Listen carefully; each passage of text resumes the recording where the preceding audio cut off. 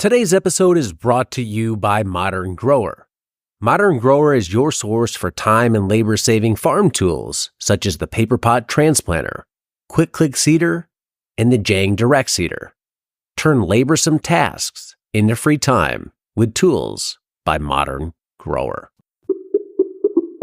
With that tunnel, what is the main strategy? Because what are the main strategies? Because I know for us, and it might be very similar, because it sounds like even though we have different temperatures, as far as humidity, rainfall, that sort of stuff seems somewhat similar.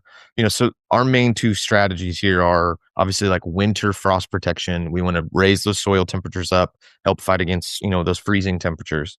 And then the summertime, it's primarily protection from the rain. We're trying to limit the amount of moisture that's on our plants for our, nightshades, tomatoes, peppers, eggplant, and all that. Is it similar for you, or what is the main benefit of having that sort of protected growing space? Yeah, so I suppose for us, the big thing will be, protection from rain, and also just that we can control that environment a little bit more, and we can get more heat into it.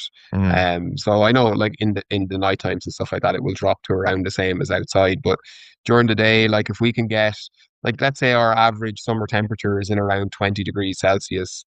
If we can bring that up, that in the tunnel it's around 26, 28, 30, then great. That's really the thing for us, is to just try and increase them temperatures a little bit, to bring on ripeness a little bit more. Also protect from rain. Our issue here as well is that we have such a high water table here that actually, like, we haven't watered them polytunnels since August, and the ground is wet.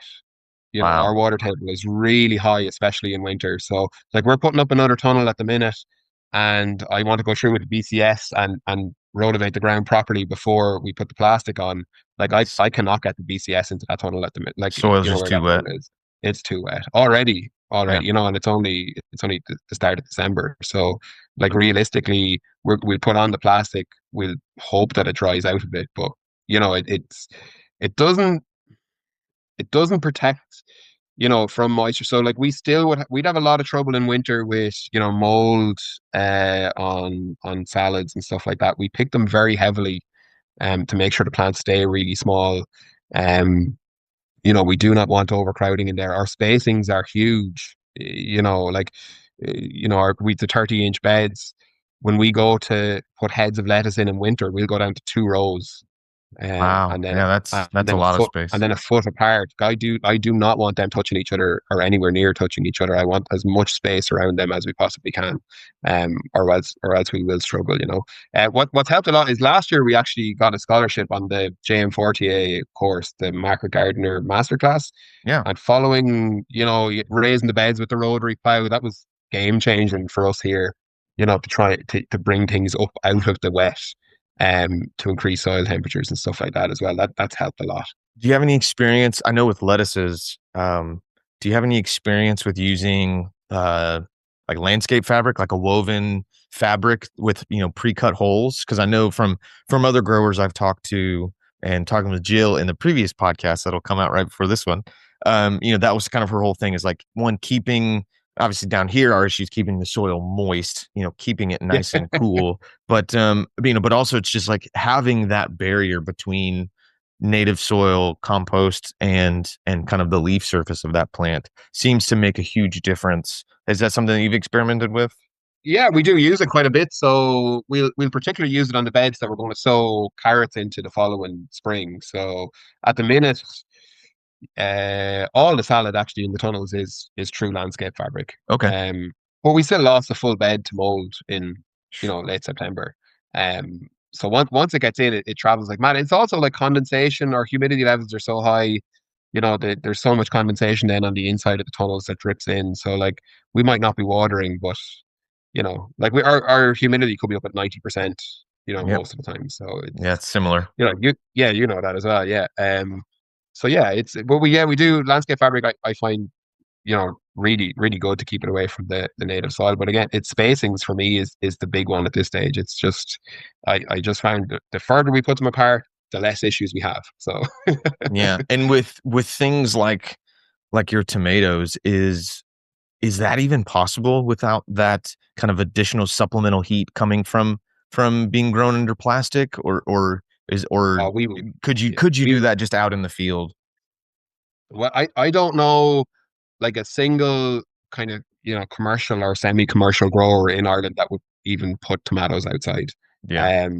They're all Too wet, too under, cold. yeah, too wet, too cold. Like we're in a little microclimate here that's probably colder when it's cold than most other places. We get more frost. In summertime, we have plenty of nights below that 10 degrees or 50 Fahrenheit um area. So we're just, yeah, no, they'd have to be in a tunnel. There's no, and like most people, so like the first, you'll obviously see Irish tomatoes from, big heated greenhouses and stuff like that earlier.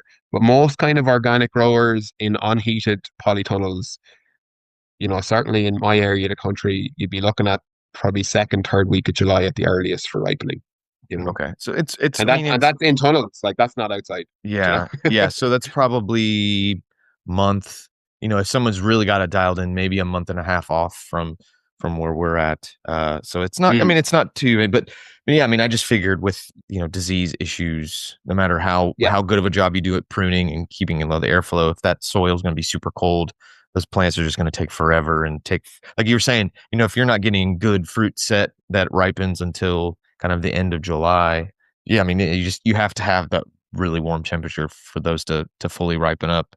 Um, yeah, and like we would like, we'd be employing stuff like cutting off. So this year, because we raised the beds, we put in like drip lines and stuff like that. And it got to the stage where I stopped watering in order to stress the plants a bit to try and ripen them up quicker. Like we were doing that at the start of our tomato season rather than, I know most people would do that at the very end to try and ripen everything before they take the plants out. mhm. We're kind of employing stuff like that at the start of the season to try and get something, try and get them moving. But yeah, outside like disease, yeah, like blight on tomatoes. A friend of mine just up the road started the market garden this year. He lost pretty much a full tunnel to blight. He wasn't pruning enough, and it just got in and took over. So yeah, we'd be very wary of stuff like that. We prune very heavily here. Like we would, we'd always prune up to the next ripening truss, and even above that, anything that's anywhere near touching another part of the plant or touching another plant is gone. Like there's no two ways about it. Yeah. Hey there! Tired of spending forever seeding nursery trays by hand? Meet the Quick Click Drop Seeder. It makes seeding trays super fast. Just a click and you're done. You can seed multiple trays in no time, making your nursery work way easier. Plus, it works with paper pot trays, microgreens, and any other tray that you have. Say goodbye to tedious seeding and hello to more time on the farm. Join hundreds of other farmers and try the Quick Click Seeder today. Available at shop.moderngrower.co or using the link below.